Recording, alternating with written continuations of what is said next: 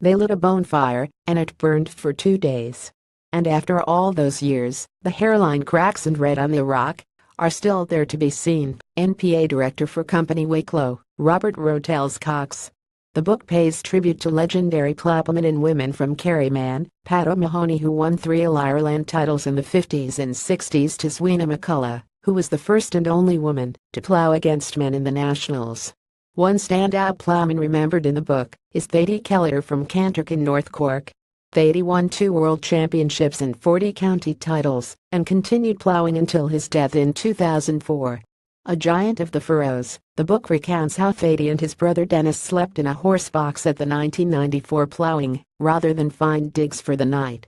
They'd sleep anywhere, rather than going to a hotel, so they'd sleep with the horses in the box. There was a barrier in between the horses and themselves at the back of the lorry, but they never knew there was a fall in the floor of the lorry and the horses peed and drowned the men below. They were all yellow, the shirts, and they had to wear them, Thady's sister Anne recalls. Not forgetting the farmettes, Anna Donegan was crowned the very first Queen of the Plough in 1955.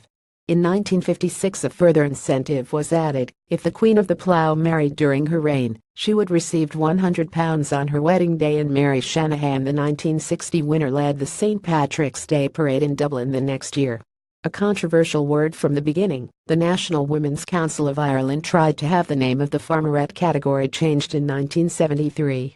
Joanne Deary, from Company Monaghan, has won 4 Queen of the Plough titles in 2011, 2013, 2014 and 2015, and feels there is no harm in the word. Well, it has to be called something. I plough in Northern Ireland, and up there it's known as the ladies' class. Really, it makes no difference, she tells Cox. While author Valerie Cox originally hails from Dublin, she has been living in rural Wicklow for the last 30 years. Having spent years working on stories from rural Ireland, she told the Farming Independent that she felt it was about time that a book was written about the ploughing tradition. There had never been a major book about ploughing, or the NPA. There's some lovely local books out there, so Hachette Books approached me about the idea and I became so excited. The book really shows the tenacity of ploughing families. Rural Ireland is still one of the most decent societies left in Europe, and I really fell for it as I traipsed around the country and to the ploughing when I was with RTE Acute. The ploughing is almost like a holiday for farmers as the harvest is hopefully in.